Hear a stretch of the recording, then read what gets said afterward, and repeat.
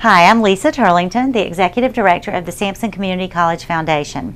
Today, we're continuing the Sampson Showcase series with Foundation Director Gary Mack talking with the Department Chair of Community Spanish Interpreters, Shelley Moore. Thank you, Lisa, and Shelley too for having us here today. And Shelley would love to share with us the information on the Community Spanish program here at Sampson Community. Tell us a little bit about it, Shelley. Hi Gary Mack. Hey. Hey Lisa, thank you for inviting me here. A Community Spanish Interpreter Program, we have been active for about 6 years. Okay. We have an associate's degree. Right. We have a diploma, which will go in effect in the fall, and we have several certificates. Okay. And our main focus is not only teaching Spanish. We have a lot of curriculum Spanish classes, we have interpreting classes, but our main objective is to help folks be able to interpret within the community. And that's definitely a need. There's definitely especially a need, in our area. Especially, we have folks that we have a need in the hospitals, the clinics, the schools, local businesses. Everybody has a small need. And that's what we hopefully train folks to do. Yeah, I bet you get a lot of local businesses calling you saying, "Hey, how can you help me?" Yeah, you know what? And not even just local businesses, but we also have like the plants and Smithfield and all kind. Like there's a turkey plant and a chicken. Right. I mean, there's all kinds of stuff that folks need, and that's what we do. We help train folks for that. Okay. So tell me about, you were saying earlier you have 3 distinct students. Right. So let's talk about them a little bit. Okay, I've got 3 types of students. I have my native Spanish speakers, or near to native Spanish speakers, who have been doing interpreting pretty much all their lives. And they're finding that to get advancement or to get good jobs, they need some type of piece of paper that says, not only can I speak English, I can speak Spanish, but I can interpret. And so they come here, and they'll get their certificates, and some will get the degrees. Okay. Then I have folks who speak little to no Spanish at all, but they find that they're having lots of Spanish speakers come within their businesses, and they want to be able to communicate and to help their clients. So they come to us for that. Some of them do get the degrees. Some are for certificates, and some just come to take several Spanish classes so that they can communicate. And then as of recently, I've noticed we have a lot of college-bound folks that are coming because our Spanish courses are college transferable. And folks are finding out, if I have to take Spanish at a university level, it would be better to take it at a community college, and then it's cheaper, transfer it, then have to pay the money for a 4-year school. Good deal, good program close to home. Exactly, and that's what we're finding out with the 3 distinct types of folks. Okay, so I would be number 2. Let's say I'm working in my business and we're getting more Spanish people in. So if I were interested, what would be steps I need to take? If I just wanted, I don't want a whole degree, but I want a few classes to brush up on my Spanish. So what would the steps I need to take? Okay, so you would call me. Okay. And we would talk. I'd call you and we'd talk. We'd call you and talk. You come and we set up a program. Okay. And so because of folks like you, what we've done is we've added, and it will be effective this fall, is a diploma. And what the diploma is it's basically Spanish classes and the interpreting classes. There's no science, there's no math, there's none of that stuff that folks our age we don't want to take. I didn't mean to call you up. No, you're fine. Okay. But you know what I'm saying. I know what you're saying. You want to come and you want to take Spanish 1 and 2 and 3 and 4 and conversation and reading. And you want to interpret. You don't want the extra stuff. And so that's why we added the diploma. Okay.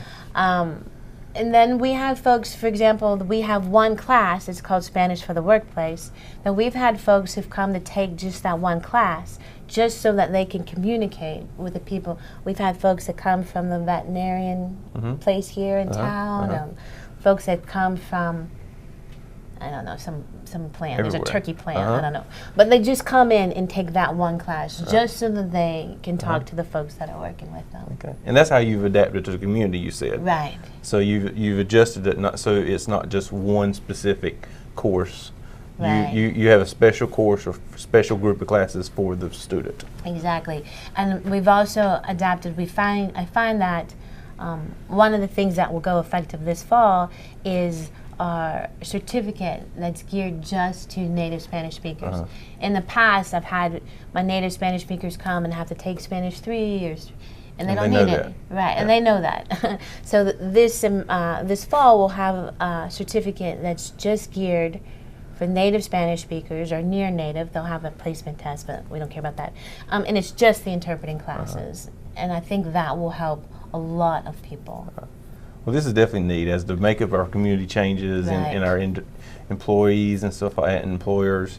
It's definitely neat. So it's great to see that you're adapting. We're trying really hard. We've got online classes, face-to-face classes, evening classes. We've got hybrid classes. You know what a hybrid class is? No, I don't know what a hybrid class is. A hybrid class is It's been a while since I've been to a lot of people don't know hybrid class. Hybrid class is where like majority of the class is online.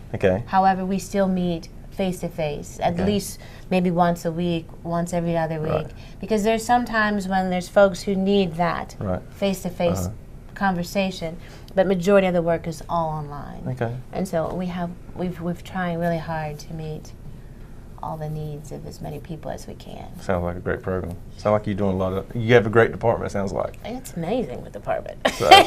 So you were talking to me in 2017, you have a goal. What's your goal? You want to? My goal, 2017, here's a goal. We want to go to Costa Rica. That's the goal. We wanted to do it before, but it was too short. I mean, because it's expensive. So now we want to go to Costa Rica. It's a Sun and Service program in which we'll go for 8 days. We'll spend 2 to 3 days helping out within a community. In the past trips, they've gone to schools and played with the kids all day and helped rebuild the schools. They've gone into small communities and helped with the garden and help weed and plant and whatever the community needs. One year they went and there was bad weather and the churches within a small community have gotten torn down, so they helped rebuild. So we figure if we had the opportunity to go and help, we should go. So we would go to Costa Rica, we would spend 2 to 3 days helping out within the community, then we would do a little sightseeing. There's a volcano. I've never seen a volcano. There's a national park that has monkeys and iguanas and all kinds of things. I don't care about that, but it still would be fun. It would be fun. Yeah, and they got this thing where you get up high in a tree and you go shoo. Like a zip line? It's like a zip line over the forest, and so I think it would be an awesome opportunity. And if we're all going and it's all in Spanish, it's a win-win. So that kind of reinforces the department. Exactly. It's not just giving back to the community. Giving back to the community. It's giving my students an opportunity to be in a native Spanish-speaking country. Some of them have not left Sampson County. So it sounds like a great opportunity. I hope it's and good luck. I'll keep my fingers crossed. Thank you. You can go too. Oh yeah, oh really? Yeah, come on. That would be a great trip. Come on down to Costa Rica with us. Okay. Well, anything else you want to add to the book? Yeah. Okay. So I have 3 types of students, and we do have a good time. But we're very productive. Okay. I've had students that have graduated who have gone on to 4-year universities in business, in education. I've had a couple who've gone on to nursing programs. One is a nurse right now in Fayetteville. I have one who started as an interpreter for a small little clinic, and she's now an interpreter at Sampson Regional. So that's amazing. And then, get this, I had one who got her 2-year degree with us in my program, and now she's teaching. She's an adjunct. Here? Emily Phillips. That's awesome. She is. She's my adjunct. She's teaching 2 classes this semester, and hopefully she'll be teaching 3 this fall. Congratulations. So it works. So it's all about getting us out and in the community. Well, it's a great asset for this community, this college is, this department is. We are tickled for and excited and appreciative of all the work that you do. Thank you. So thanks for all you do for us, and Lisa, we appreciate you. Hope this helped out. So. Thank you. Thank you, Gary, Mack, and Shelley, for sharing that with our viewers. If you'd like to learn more about programs here at Sampson Community College, you can go to sampsoncc.edu.